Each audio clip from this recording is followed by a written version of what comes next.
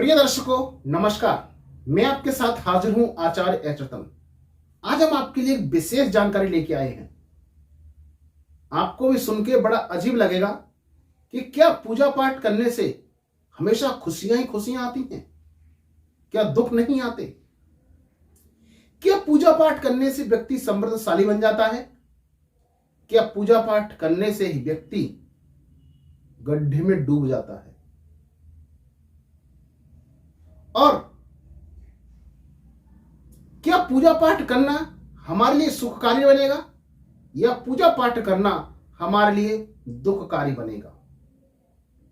पूजा पाठ करने से व्यक्ति अर्श से फर्श पर आ जाएगा या फिर फर्श से अर्श पर पहुंच जाएगा।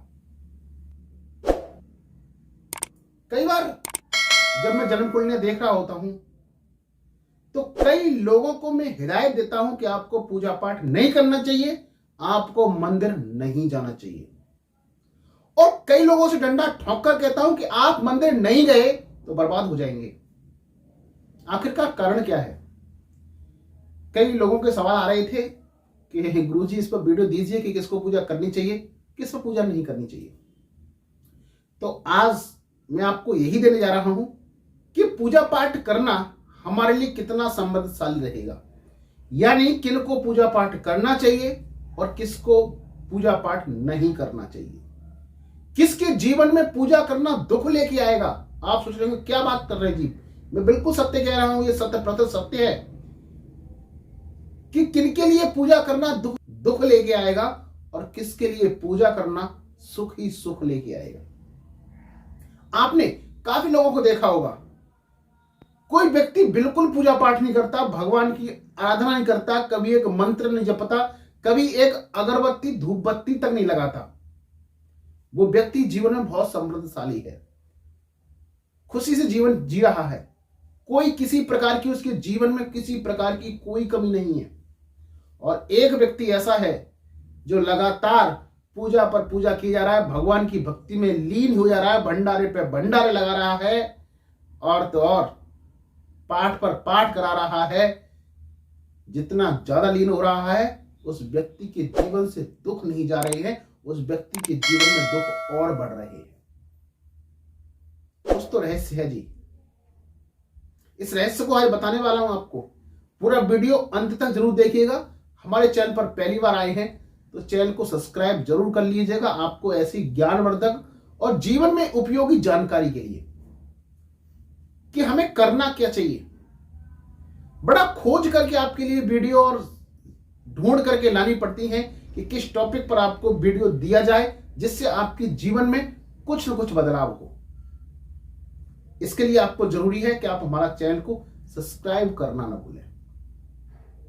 साथ ही दर्शकों, बात कर लेते हैं। आप अपनी सभी जन्म पत्रियां निकाल के बैठ जाइए और यदि आपके पास जन्म पत्री नहीं है तो मोबाइल प्ले स्टोर पर तमाम तरह के ऐप उपलब्ध है। किसी ऐप को डाउनलोड कर लीजिए जो कुंडली बना के दे देता हो, उसमें अपनी डेट ऑफ बर्थ टाइम डालिए और अपनी कुंडली निकाल करके बैठ जाइए इस वीडियो के सामने। यदि आपके बृहस्पति देव आपके खाना नंबर 7 में आके बैठ गए, ऐसा जो व्यक्ति होता है वो वन साइडेड हो जाता है, एक तरफा हो जाता है। अब कहेंगे एक तरफा कैसा जी? या तो मियां बीवी के सुख, बच्चों के सुख, घर गृहस्थी के बारे में सोचने वाला होता है, या फिर ठीक इसका अपोजिट होता है, भक्ति की भावना में लीन हो जाता है। ये तो भक्ति की भावना में डूब गया तो व्यक्ति भक्ति की भावना में डूबता हुआ चला जाएगा, पूजा पाठ में डूबता हुआ चला जाएगा। उससे कोई मतलब नहीं है कि मेरे बच्चे क्या कर रहे हैं, मेरी पत्नी क्या कर रही है, घर में किस चीज की आवश्यकता है, किस चीज की आवश्यकता नहीं है। बच्चों के सुख, बाल बच्चों का सुख, मियां बीवी का सुख, घर गृहस्थी का सुख, कुछ नहीं, कोई मतलब नहीं। सिर्फ उसको ईश्वर दिखता है, मात्र भगवान नजर आते हैं। और जब ऐसा व्यक्ति भगवान के प्रति लगाव उत्पन्न करना शुरू करता है तो क्योंकि ये घर इधर शुक्र देव का है और यहां पर गुरुदेव आके बैठ गए हैं। शुक्र, मेरी भाषा को समझिएगा, शुक्रदेव यानी राक्षसों के गुरु और गुरुदेव यानी हमारे बृहस्पति देव जो देवताओं के गुरु हैं। जब राक्षसों के घर में देवताओं के गुरु आके बैठ गए तो इधर आपके शुक्रदेव नाराज हो जाएंगे, बोले तू भक्ति भाव में जी, मैं तेरे को बीवी का सुख नहीं दूंगा, तेरे को बच्चों का सुख नहीं दूंगा, तेरे को घर गृहस्थी का सुख नहीं दूंगा, सब कुछ खराब कर दूंगा। मुझे लगता है कि पूजा पाठ से ज्यादा वह जरूरी है। लेकिन बृहस्पति ये भी कहते हैं, इस खाने में बैठकर ये भी कहते हैं कि यदि तू बाल बच्चों का ख्याल रखेगा, घर गृहस्थी का ख्याल रखेगा, तो तुझे बिना मांगे में सब कुछ दूंगा, बस तू उधर जा। तो यहां मैं कहूंगा पूजा पाठ नहीं करना चाहिए, सिर्फ भगवान से प्रणाम करके ही काम चलाना चाहिए। उनको भूलना नहीं है, उनको प्रणाम करके ही काम चलाएं।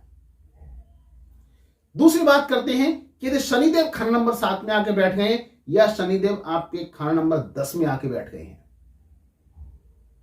तो ऐसा व्यक्ति यदि भगवान से डरना शुरू कर दिया, इस व्यक्ति ने कह रहा भगवान कोई चीज है यार इस दुनिया में, मुझे ऐसा काम नहीं करना चाहिए, डरूंगा भगवान से। यदि आपने भगवान से डरना शुरू किया और भगवान से डर के रहने लगा, तो ऐसा व्यक्ति कभी जीवन में कामयाब नहीं हो पाता। यानी शनि खाना नंबर 7 में बैठे हुए हैं या आपके शनि खाना नंबर 10 में बैठे हुए हैं, ऐसे व्यक्ति को भगवान से निडर होकर जिंदगी जीनी चाहिए, भगवान की आराधना करनी चाहिए, लेकिन डरना नहीं चाहिए। और ऐसा व्यक्ति जब काम करेगा तो निश्चित ही जीवन में सफलता ही सफलता प्राप्त करेगा। आगे बात करते हैं एक और विशेष टॉपिक के ऊपर, वो है गुरुदेव यानी गुरु खाना नंबर 10 में आके बैठ जाते हैं। ऐसा व्यक्ति अगर पूजा पाठ में गया तो सब कुछ बर्बाद। यहां शनिदेव नाराज हो जाते हैं। अब शनिदेव नाराज हो क्या करें, क्योंकि ये खाना शनिदेव का है। और ऐसा व्यक्ति यदि पूजा पाठ में गया, शनिदेव करेंगे मैं तेरे को मकान का सुख नहीं दूंगा, मैं तेरे को धन दौलत नहीं दूंगा। क्यों? क्योंकि वो गुरु से नाराज हो जाते हैं और कहते हैं यहां तू बैठ करके इंसान की सोच बदल देता है, इंसान को तू कुछ करने नहीं देता, इंसान का काम काज मन ही नहीं लगने देता, तुझे पूजा पाठ ही चाहिए तो जा पूजा पाठ भी कर, मैं तेरे को कामकाज नहीं देने वाला, मैं तेरे को घर की सुख शांति नहीं देने वाला, मैं तेरे को मकान नहीं देने वाला, मैं तेरे को प्रॉपर्टी नहीं देने वाला। गुरु खाना नंबर 10 में बैठे हो तो विशेष करके ऐसे व्यक्तियों को पूजा पाठ में कदापि नहीं जाना चाहिए। हाँ, मंदिर जाइए कभी, बस जय प्रभु राधे राधे इतना ही कहे काम चलाइए, जय बजरंगबली, बस हो गया आपकी प्रार्थना पूरी, जय मां दुर्गे, इतना ही क्या कि आप काम चलाइए, आपकी प्रार्थना इसी से स्वीकार हो जाएगी। लेकिन धूप बत्ती अगरबत्ती और ज्योत लेकर के आपने आराधना की तो आप लिख लीजिए, कामकाज धन दौलत रुपया पैसा मकान प्रॉपर्टी से कुछ नहीं मिलेगा, नोट करके रख लेना। आगे बात करने वाले हैं। अब बात करते हैं कि व्यक्तियों को पता क्या है, व्यक्ति आप लोग क्या देखते हैं। आप ये देखते हैं कि वो व्यक्ति बांके बिहारी जी के मंदिर जाता है, बहुत बड़ा समृद्धशाली इंसान है, वो व्यक्ति बजरंगबली के उस मंदिर में जाता है, वो व्यक्ति हर साल कुंभ नहाता है, वो व्यक्ति हर साल गंगा जी नहाता है, वो व्यक्ति ये करता है इसलिए वो समृद्धशाली है। अरे आप उसको देखिए, फलाने जी को देखिए, वो रोज सुबह 4 बजे उठ करके आराधना प्रार्थना पूजा आराधना वंदना करते हैं, देखिए कितने समृद्धशाली हैं। लेकिन वही काम आपने किया तो आपका कुछ नहीं बदलने वाला, आपकी नैया डूब जाती है और दुख जीवन में एंट्री कर जाते हैं, या फिर चल रहे होंगे तो उससे ज्यादा बढ़ जाते हैं। वो समृद्धशाली है लेकिन आप समृद्धशाली क्यों नहीं बन पाए। यानी पूजा करने वाला व्यक्ति ने पूजा नहीं करी, पूजा पाठ में नहीं गया तो बर्बाद हो जाएगा, और जिसको पूजा नहीं करनी चाहिए वो पूजा करने पहुंच गया तो बर्बाद हो जाएगा। इसलिए मैं बार बार हिदायत देता हूं, अपनी जन्म कुंडली की प्रोटेक्शन जब कर रहा होता हूं, मेरे पास लोग आ रहे होते हैं तो जब कुंडली देख रहा होता हूं तो मैं बताता हूं, मैं कहता हूं कि भाई आपको पूजा मत करना, पूजा पाठ मत करना, आपका जीवन निश्चित बर्बाद होने वाला है। कारण क्योंकि उनकी जन्म पत्री कहती है कि ऐसे व्यक्तियों को पूजा पाठ नहीं करना चाहिए। आपका मान लीजिए मंगल खराब है और आपने बजरंगबली की लगातार पूजा की, धूमधाम से पूजा की, सुंदरकांड का पाठ करवाया, आप देखेंगे कि आपके घर के अंदर द्वंद्व होना और शुरू हो जाएगा, क्लेश होना और शुरू हो जाएगा। क्यों? क्योंकि इधर मंगल खराब है और आप उस मंगल की जिस जो ग्रह खराब होगा उस ग्रह की आप जितनी ज्यादा पूजा करेंगे वो और इतना डिस्टर्ब होता है, क्योंकि उसकी एनर्जी आती है, लेकिन खराब ग्रह की एनर्जी को हमको आउट करनी चाहिए, तब ग्रह अच्छा रिजल्ट देता है। और हम उस एनर्जी को गेन कर रहे हैं, गेन करेंगे, युद्ध और बढ़ेगा, क्लेश और बढ़ेगा। है ना कमाल की बात? जिसके चंद्रमा जन्म कुंडली के अंदर बहुत अच्छी बैठे हैं, जिसका गुरु जन्म कुंडली के अंदर बहुत अच्छा बैठा है, ऐसा व्यक्ति पूजा पाठ न करे, मंदिर कभी न जाए, बर्बाद हो जाएगा। ऐसे व्यक्तियों को खास करके मंदिर जाना चाहिए। मान लीजिए आपका बुध खराब पोजीशन में है और आपने देवी मां की प्रार्थना करी, आराधना करी, पूजा करी, वंदना करी, जितनी ज्यादा पूजा करेंगे, जितनी ज्यादा आप छत्तर चढ़ाएंगे और मां के नाम के जितने उपवास रखेंगे, आपके जीवन में उतने ही दुख और आते चले जाएंगे, आपके जीवन से दुख कभी कम नहीं होंगे।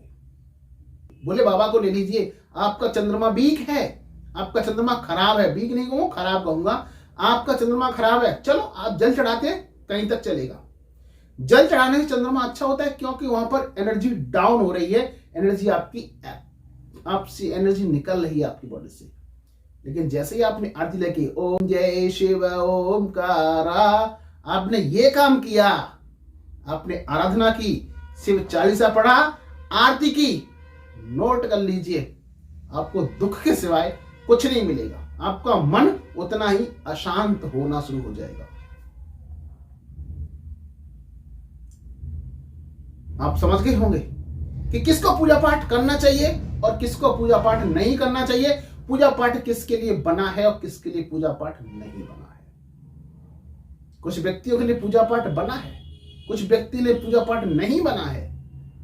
जिसके लिए जो चीज बनी है, परमात्मा ने उसको लिखित में देके भेजा है, परमात्मा ने उसको लिखित में दिया है। आप उसको जानिए और उससे पता लगाइए कि हमें किसकी आराधना करनी चाहिए या किसकी आराधना नहीं करनी चाहिए। एक बात चलते चलते कहते जाऊंगा आपसे, मैं गुरु खान नंबर 7 में बैठे हूं, गुरु खान नंबर 10 में बैठे हूं, गुरु खान नंबर 4 में बैठे हूं, ऐसे व्यक्तियों को पूजा पाठ में नहीं जाना चाहिए। वो कहते हैं तो पूजा पाठ मत कर, मैं तेरे को झोली भर भर के दूंगा और तेरे जो जोत उठाई तो तेरे से जितना दिया ना उससे दूना छीन लूंगा।